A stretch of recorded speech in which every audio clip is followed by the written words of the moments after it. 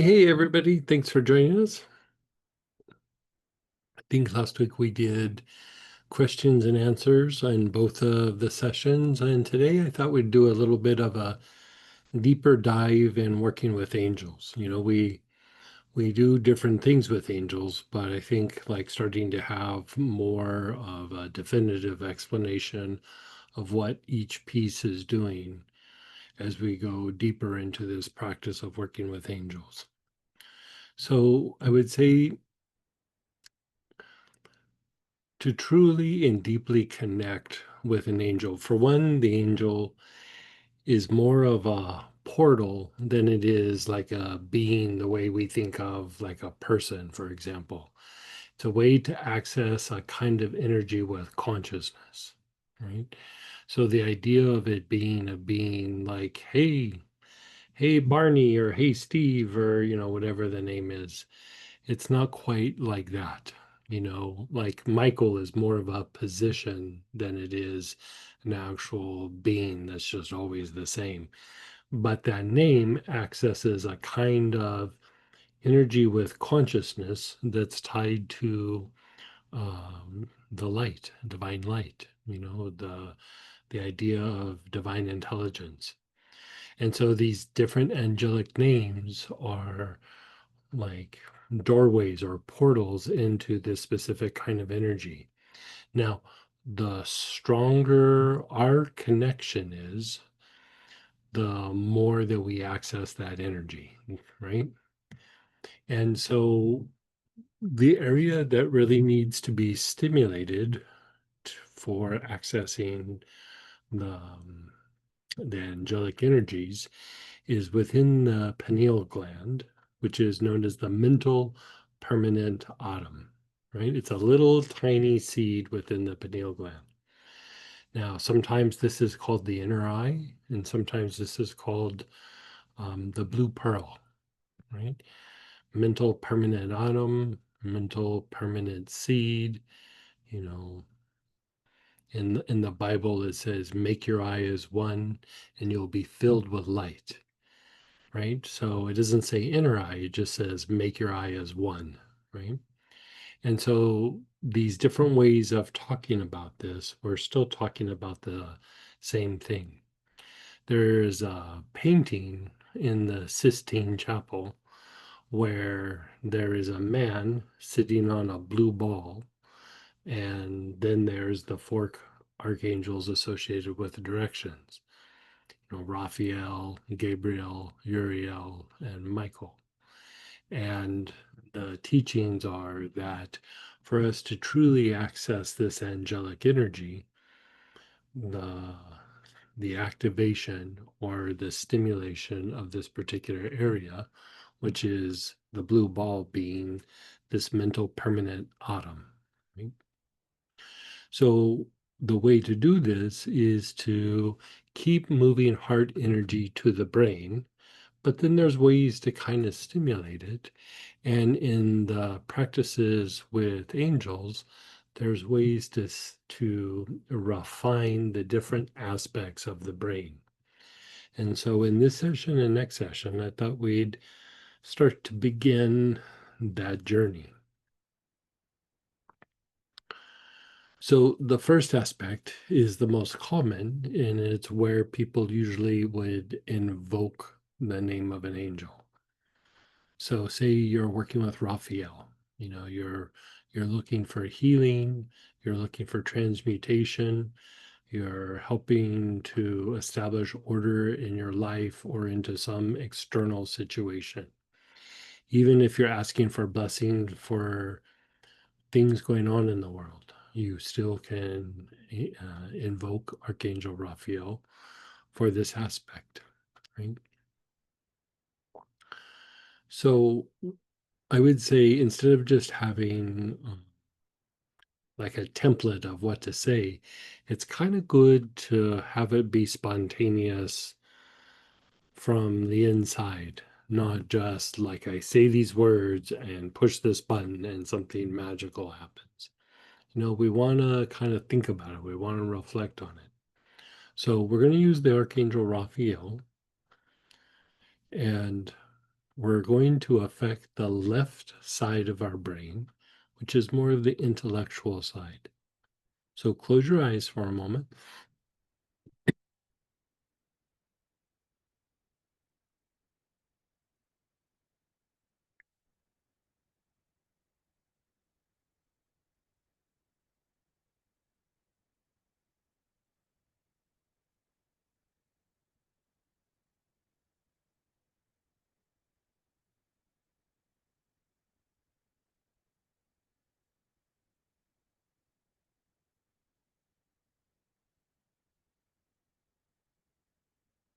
Now, you can do some sort of invocation where maybe you're expressing gratitude.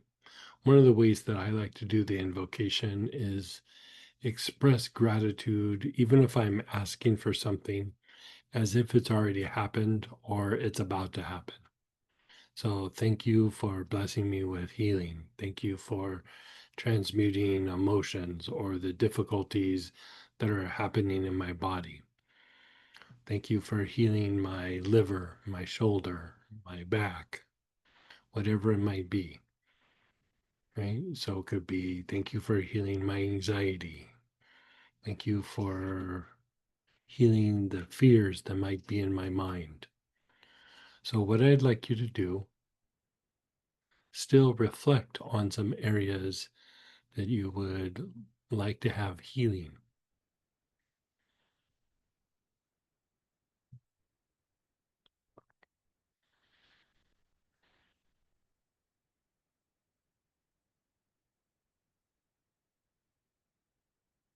And then silently say to the Archangel Raphael, thank you for your presence. Thank you for healing. Thank you for transmutation in all areas of my life. Thank you for establishing order in my life and in the areas in the world that need healing. Now, thank Raphael for healing in the areas that you specifically wish to direct that energy.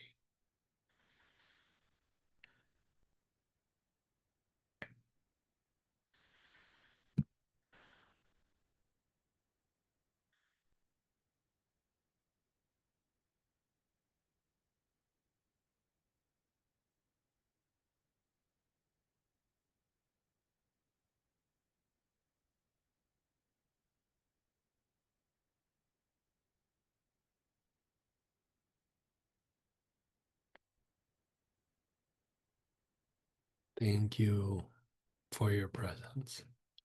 And then you're just being still, allowing for something to happen.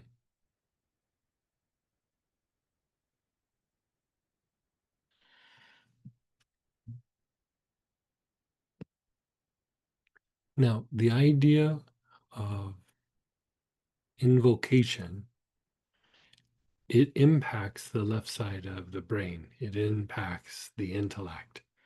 And if we look at the idea of what is intellect, I'm always talking about this, but let's talk about specifically to this situation.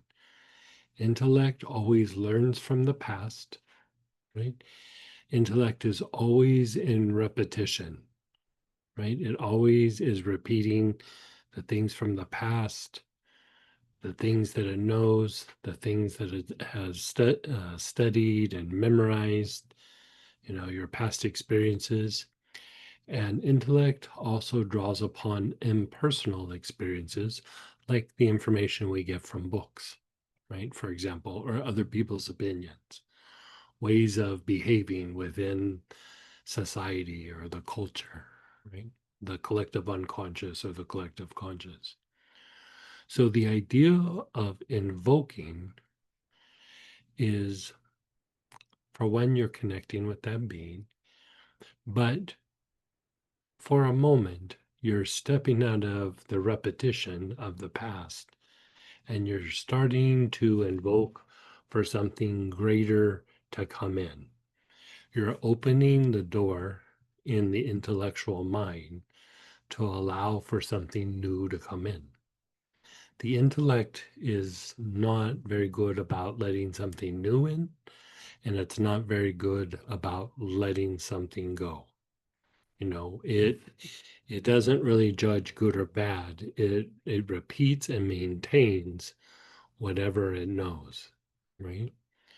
And so the idea of the invocation here is to open up the intellect for there to be the possibility of something happening that might be different.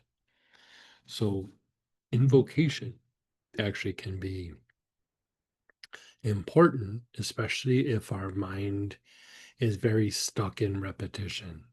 If it's very stuck in just having the same experiences over and over again. For example, I have anxiety every day. I am afraid every day. I have these traumas that I get triggered by every day. As much as we want to step away from them, we also are kind of stuck in them because of intellect, right? Intellect doesn't judge it as good or bad. It just sees it and goes, let's just keep doing this over and over and over again. So when we're doing the invocation, you're starting to say, I'm open to suggestions. I'm open to outside influence. And really, what you're starting to say is, I'm open to divine influence. I'm open to something coming in and maybe pushing me in a direction that I wouldn't do otherwise. So, the invocation component of working with an angel can be quite important, especially if we're stuck in those mental loops. If you have something that arises over and over and over again, that is a loop, right? Now, if we want to look at the front part of the brain, keep in mind that we're refining the brain so that we make a deeper connection to the angels. So we're going to look at every side of the brain.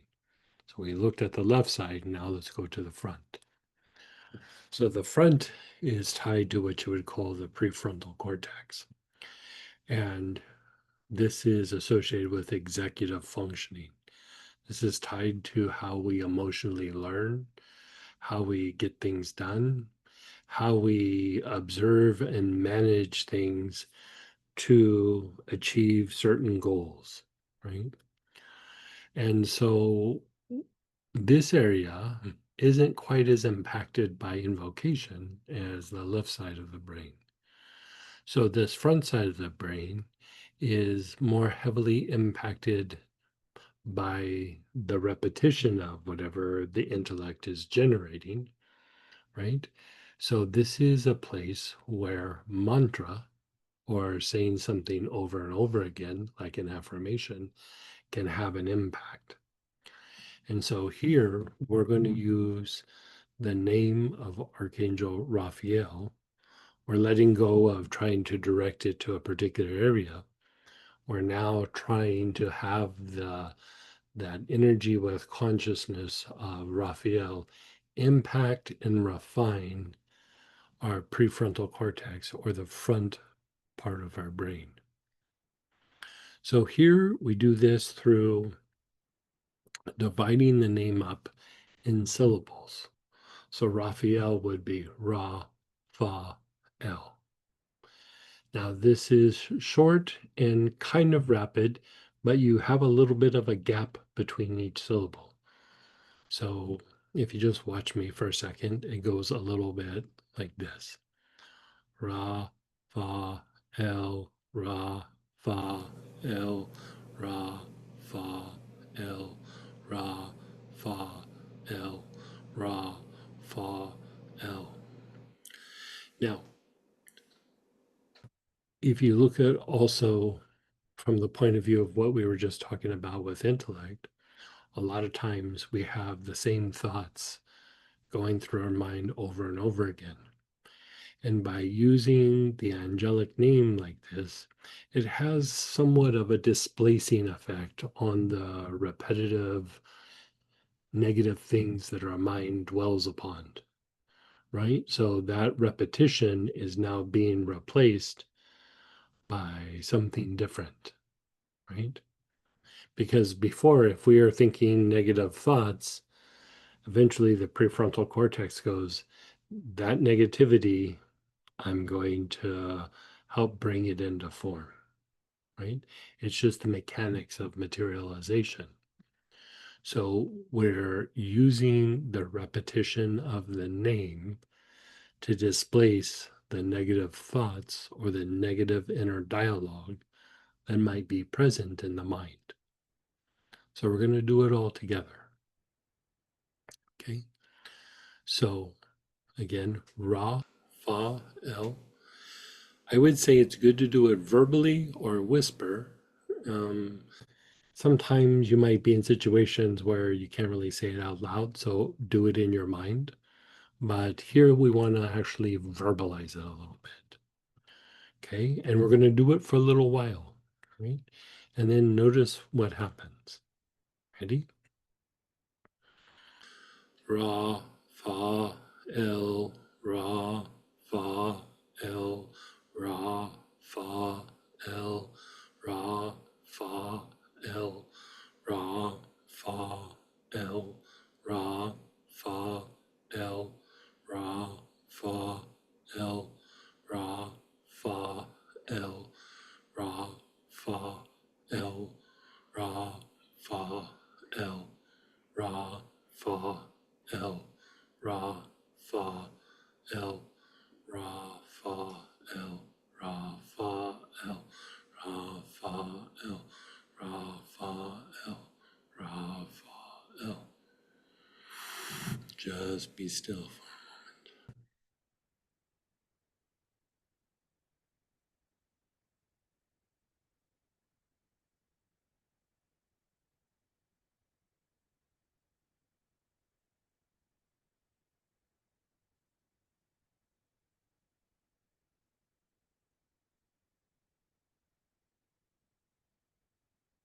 Now, if you pay attention to your mind, when you notice like something kind of happens, like you say the name over and over again, and all of a sudden, either the mind is like kind of processing something or the mind goes a little quiet a little bit. That inner dialogue shifts, that negative, repetitive thinking, you know, it diminishes. If you look at the idea of the negative thinking, a lot of times it's dwelling upon hypotheticals. What happens if I'm supposed to do, why can't I? I think the most common one is what happens if, you know? And so this idea of using, you can use a mantra, but here we're using the angelic name as a mantra. You can shift the mind out of that kind of hypothetical thinking, right? So again, we're going to do Raphael again. Ready? Ra, fa, il, ra, fa, il, ra, fa, il, ra, fa, il, ra, fa, il, ra, fa, il, ra, fa, il, ra, fa, il, ra, fa, il, ra, fa, il, ra, fa, il, ra, fa, el, ra, fa, el, ra, fa, el, ra, fa, el, ra, fa, el, ra, fa, el, ra, fa, el, ra, fa, el, ra, fa, el, ra, fa, el, ra, fa, el, ra, fa, el. Just be still. Keep your eyes closed.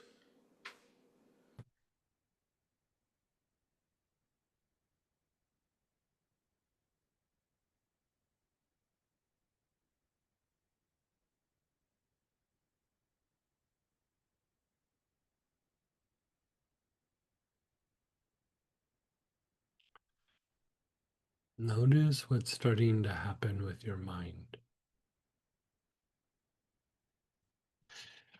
I find this starting to be kind of an interesting point when you start to look at the mechanics of working with angels. You know, the old school or ancient practice of working with angels was called theurgy, and it was tied to a deep level of healing, and it was tied to a very accelerated practice for spiritual growth and development.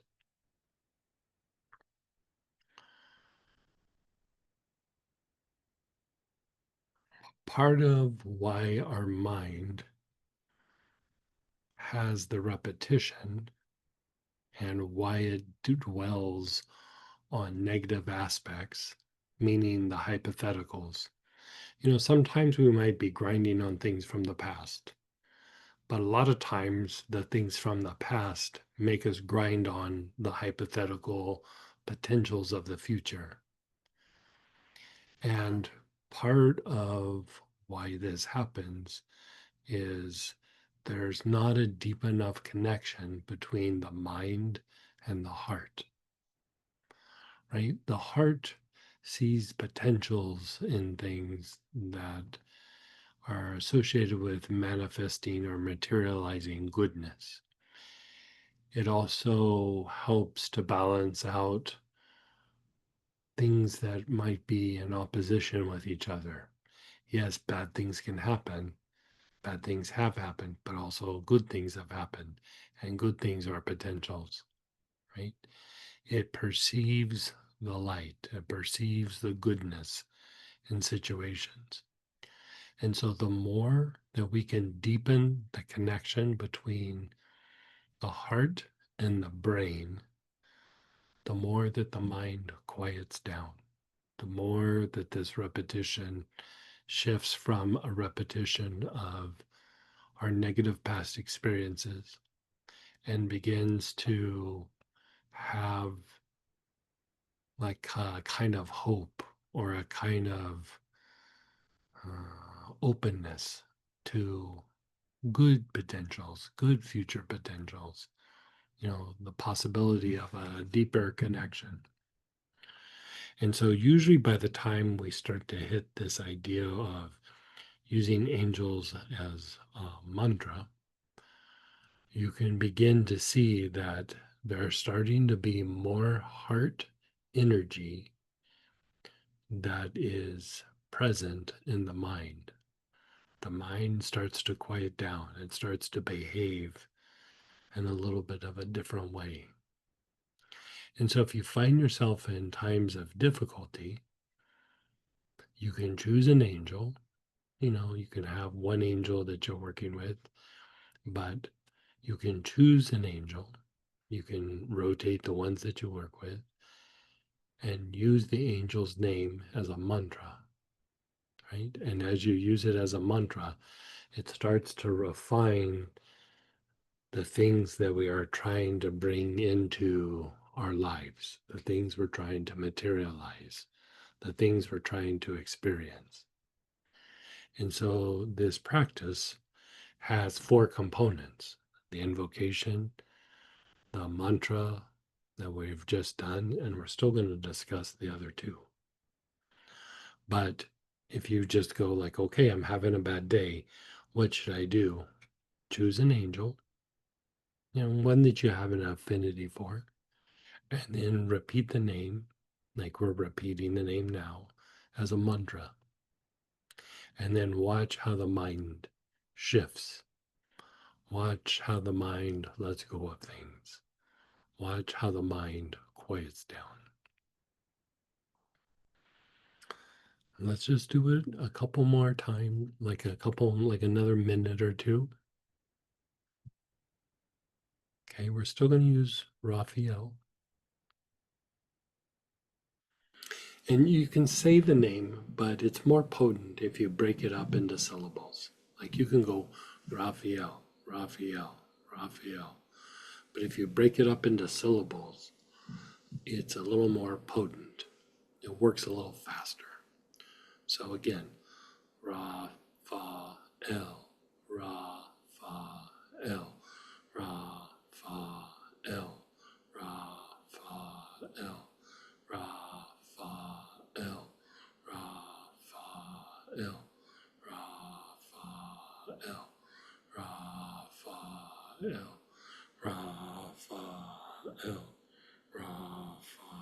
Raphael, Raphael, Raphael, Raphael, Raphael,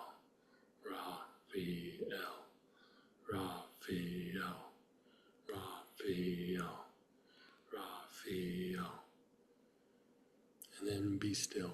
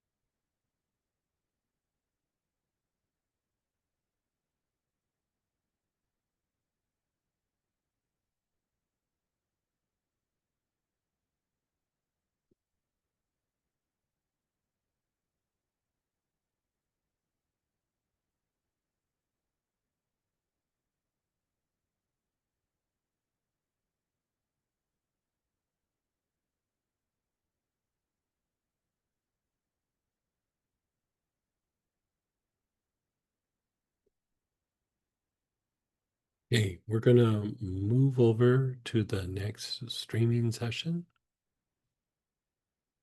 And when we move over there, we're going to start working with toning the name of Raphael.